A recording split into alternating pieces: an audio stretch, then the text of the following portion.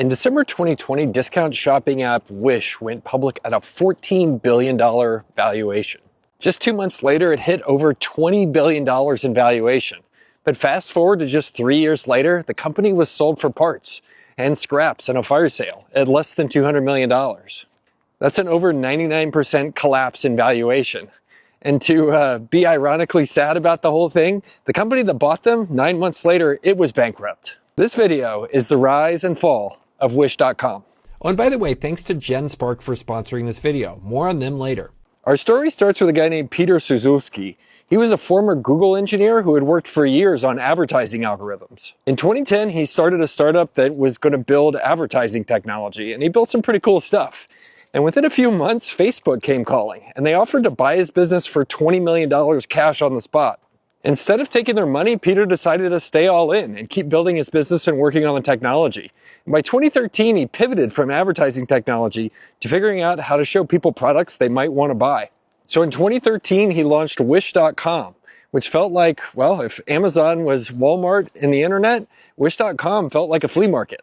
The target wasn't your typical online shopper. It was the type of person who really did shop at the flea market. They would be happy to trade speed for massive discounts and savings. 40% of Americans can't afford an emergency spend of $400. Wish was built for these type of folks. And most great businesses are built upon a secret. And one of the not so secret secrets was that back then it was actually cheaper to ship a package from China or Africa to the US than it was to ship it between two states here domestically. This wasn't a weird market quirk. It was actually international law from some treaties around postal rates from years ago. Decades ago, the rich countries had gotten together to do something nice for the rest of the world to increase trade. And they created something called the Universal Postal Union, which basically meant that countries, when shipping goods from developing countries like Africa or places like that, would get, well, cheap rates shipping stuff to wealthy countries like the United States. And at the time, when Wish.com got started, China was still considered a developing country. At the time, shipping a 1-pound package from South Carolina to New York City cost about $6. But if you ship the same package from Shanghai and China to New York City, it would cost just over half that, about $3.50. You add in the e-packet program, which made it easy to ship goods, and then something else called the Customs de Minimis Exemption, and it allowed Wish to offer goods at ridiculously cheap prices. The de minimis rule basically, which was recently changed by the way, allowed countries and goods to enter the United States, and if they were less than $800 for the value of that package, they would enter with no customs, duties, or tariffs at all. 94% of Wish.com's 500,000 sellers were based in China, and they would ship stuff directly from the factory to US citizens. And that meant something like a 50-cent iPhone case could sell to you or me for $3 and still be profitable. Peter now had the supply chain. It would come directly from China and use US mail to come directly to you and me. Now he just needed some customers. Peter found those customers in one place we were all flocking to at this time in the 2010s, Facebook. And quickly, Wish.com started to spend $100 million a year with Facebook, quickly becoming one of their largest advertisers. But Peter's genius was they experimented with a lot of stuff. And what they found was normal ads didn't work as well as running super weird ads. They would advertise things like cat blindfolds or hamster stretchers or just kind of any kind of weird stuff that would go on. And they were so weird that people would take the ads and make them go viral by sharing them with their friends. This level of virality would help. Every share was basically free advertising where somebody would see it, show their friend and say, man, you got to check this site out. It worked so well that in 2016, Wish.com was growing so quickly that Amazon founder Jeff Bezos offered $10 billion personally of his own money to buy the site. Peter said no. A common thing you'll see with people who build big businesses here on this channel is they are entirely optimistic that they can do it. And they get kind of belief in the ability they can. At the time, Peter said that he believed that his company, Wish.com, could get to be 1/4 the size of Walmart, $100 billion a year in sales. They pushed hard. In 2017, the ambition pushed them to pay the Los Angeles Lakers $36 million to put the Wish logo on the front of their jerseys. A classic gets a modern touch. A new look, a new partner, a new era of Lakers basketball. Showtime! All this advertising totally worked in terms of growth. By 2017, the site reached over $1 billion in sales, then $1.9 billion in sales, and then it broke the $2 billion barrier, pushing into 2020. That year, they spent an astounding $1.7 billion on advertising and marketing, which are like, okay, cool. Well, it turns out that was 2/3 of their total revenue. It was growth at all costs. And well, they plowed every dollar they had and then some they didn't into growing as quickly as possible. So that by 2020, Wish was losing 50 cents out of every dollar that it made in revenue. They would go on to lose $745 million that year alone. Then, come in March 2020, something kind of magical happened for Wish, and that was the COVID pandemic. Suddenly, nobody could go to stores anymore, and everybody was bored at home, shopping on their phones.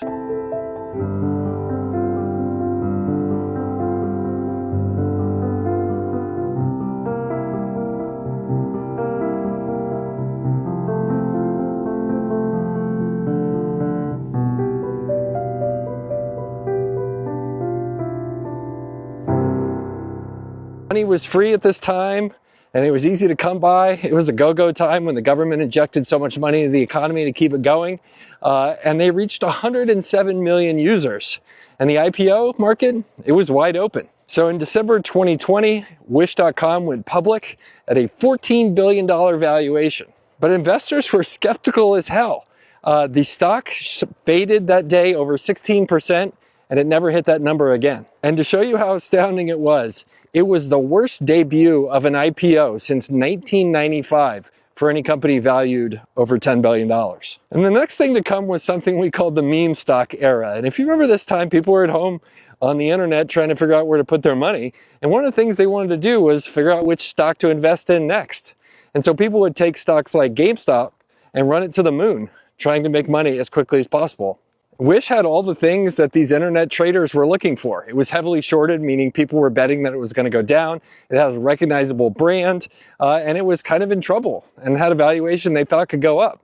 So they started to pile on to see if they could make money from the Wish stock. It worked. By February 2021, just about 9 months after going public, the valuation of the company hit $20 billion, and the shares hit $34.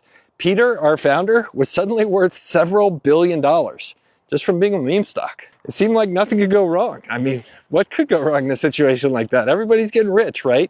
Well, Wish was about to have perhaps the worst 2-year run of bad luck in business history. But before I tell you how that happened, here is a quick word from...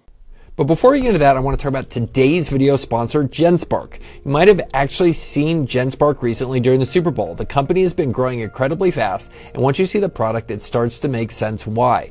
GenSpark is an all-in-one AI workspace that connects multiple top AI models into a single platform. Instead of paying for several different AI tools separately, everything lives inside one workspace, which can actually save a lot on overall AI product spend. But the real difference is that GenSpark doesn't just give you answers, it helps you actually complete work.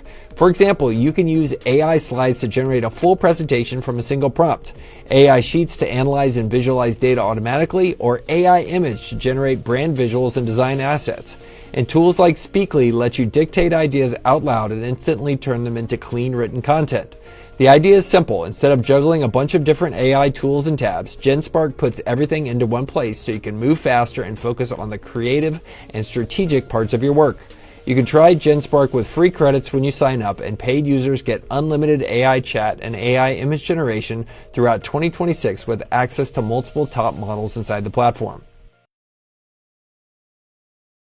The first thing that happened was that in spring 2021, the pandemic started to fade away. Vaccines were rolling out, and stores and shops and all that kind of stuff, they started to reopen. The e-commerce boom from the pandemic, it was ending. And it turned out that Wish.com's customers, they weren't very loyal to the brand. Many of those flea market shoppers, when the flea market, Walmart and Target opened up, went right back to browsing the clearance aisles in those stores. Then in April 2021, the next bad thing to happen came along, which was Apple started to change the game of online advertising. They released iOS 14.5, which had a thing called App Tracking Transparency. And in short, it made it really difficult for advertisers to figure out who was looking at what. And that, in turn, made advertising online a lot less effective. With this new version of iOS, every app had to ask you if it was okay to track you. And it turned out that 80% of customers said no. And most importantly, this broke Facebook's ad tracking. It was suddenly much harder for them to show effective ads to their customers. And remember, at this time, Wish is spending hundreds of millions of dollars a year to try to get customers off the Facebook platform. And their costs went up by 30 to 50%, depending upon the month. For Wish, this was existential. Their entire business was based off of getting customers off of Facebook to buy cheap crap off of their platform. Overnight, those ads got 50% more expensive. Combine that with everybody else in America was suddenly discovering online advertising, and it meant that costs were going up and the math wasn't mathing anymore for Wish.com. So in July 2021, Peter and his team at Wish.com made a fateful decision. They would go and cut advertising spend dramatically. It was a good question to ask in the boardroom. Why keep spending $1.7 billion a year on online advertising that wasn't working? But when they shut off that faucet of Facebook ads, it revealed a pretty horrible thing about the business. Customers weren't continuing to shop. They had no loyalty. Customers went from 107 million active users to just 23 million, a 75% drop in just a few months. The active buyers, the people buying a lot of stuff, fell 44% year over year. A typical good e-commerce company will see 25 to 30% of customers make repeat purchases. Wish, well, it was in the single digits, if not lower. All of this spend on ads, well, it had just been covering the truth, which was Wish was fundamentally a leaky bucket. And the only way they had kept it going was by throwing faster and faster amounts of water in there. But before we get to that, I want to take a moment to highlight something that we're adding to this channel. Frankly, we've just been so excited about how much you've been excited about the channel, and I love all the comments. But a lot of people also ask how this channel is able to produce 3 rise and fall videos every week. Here's the truth. I don't do it all. I mostly just record it, and there's a small team behind it, editors, producers, and we're launching a membership team to help me support the cost behind the channel. The regular videos aren't going anywhere, of course, but members will get a few extras. 2 exclusive videos every month, deeper breakdowns on companies that are actually winning, and members-only community posts. And there will be a tier with monthly office hours sessions with yours truly, where you can ask me anything and we'll talk live through those things. So if you enjoy the channel and want more of the analysis going deeper, you can check out memberships in the description below, and we'd love to have you be part of it. As we roll this out, thank you for watching and supporting the channel. I've had a great time sharing all of this with you, and well, it's been a ton of fun. And if there's something you'd like to see in the membership tiers, feel free to drop it in the comments below. All right, back to the story. A big reason why retention sucked was the experience. It sucked. I remember buying something off of Wish.com. By the time it showed up, I had forgotten I even ordered it. It was like 5 weeks later, and the thing I got was a piece of junk. Do not buy AirPods from Wish.com. People would often buy things and it would show up and they didn't even match the photos of the online ad. And so for many, including me, when the ad stopped, there was no reason to even think about Wish.com or even consider going back. Then later that year in November 2021, it got even worse. French regulators came in and did an investigation of Wish.com. 95% of the toys they sampled failed the EU standards. 90% of the electrical products were offering hazards if you plugged them in your house. Nearly 2/3 of the jewelry they bought posed health hazards, including noxious chemicals. France, a big part of the EU, ordered Google and Apple to delist the Wish.com app. And search engines, they followed in turn. In many cases, Wish.com results were purged from the search results that you would see on Google or other sites. Europe was 38% of Wish.com's revenue, and this was the first time that a leading e-commerce site had been banned in an entire country. In February 2022, the board and the shareholders and the investors had had enough. Peter was shown the door. The original founder, he was out. The company continued in free fall. His replacement lasted 7 months. Then they had another CEO. He didn't last either. Revenue went down 77% from 2020 to 2022, from over $2 billion to just under $600 million. During this period, the stock went from a high of $32 during the meme stock era to just under $1, a 99% decline. But wait, things get worse for Wish.com. In September 2022, a new competitor emerged, Temu. Download the Temu app and shop like a billionaire. Temu was owned by a company called Pinduoduo, which I can't pronounce very well, so I'll just call it PDD Holdings. It is China's 3rd largest e-commerce company, and they're valued at over $125 billion. They have big, deep pockets and tons of cash. Temu decided to run exactly the Wish.com playbook, and they wanted to win. So while Wish was losing 50 cents of every dollar, it turned out that Temu was willing to go even one worse than that. They started to lose $30 on average for every order that they shipped. In 2023, the board and the shareholders of Wish.com could only look in amazement as Temu was willing to lose $1 billion a month, pushing to $9 billion that year in order to win the market. Temu spent $1.2 billion on Meta ads in 2023. They made that even more so in 2024, going all in on Super Bowl ads, I think you'll remember some of them, and spending over $2.4 billion in promotion in 2024. With all this money thrown at the market, Temu went from 0 to 100 million users in less than a year. Wish.com had invented the market, and Temu decided they wanted to buy it. Faced with this amount of money coming from a competitor with incredibly deep pockets, there was nothing Wish could do. So in February 2024, they announced they were selling to a Singapore company called Qoo10, Qoo10, I don't know how to pronounce it correctly. And they were selling for less than $200 million, a 99% decline from their top.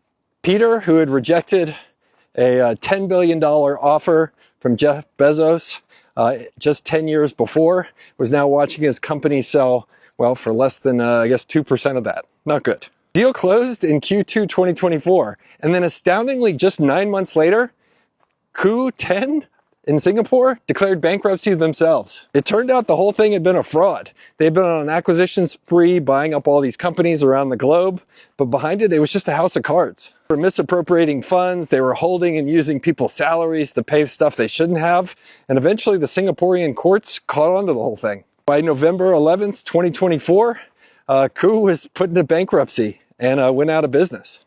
Taking down with it Wish.com, which went from a high flyer at one point worth $34 billion to selling for less than 1% that to bankrupt just a few months later. Wish.com is an example of the type of companies I see often, which is one that is built entirely on a specific platform. And in this case, they were basically taking advertising dollars, throwing them at Meta and Facebook, and then turning that into dollars on the back end. Well, that all works great, as long as you're sure that Facebook/Meta or whatever platform you're building on isn't going to come along and kill your business. And as often the case, the bigger company that you're dependent upon, they'll be the one to kill your business. But in this case, well, it wasn't Facebook's fault. Apple had made the changes, and suddenly all this advertising that Wish.com was doing, it wasn't effective anymore. And that's where you have to watch out. If you're going to build your business on somebody else's platform, better make sure that platform is dang secure and isn't going to come and bite you later on and put you out of business like this one did. Oh, and if you like this video, let me know in the comments below too. It keeps me going. All right, see you next time.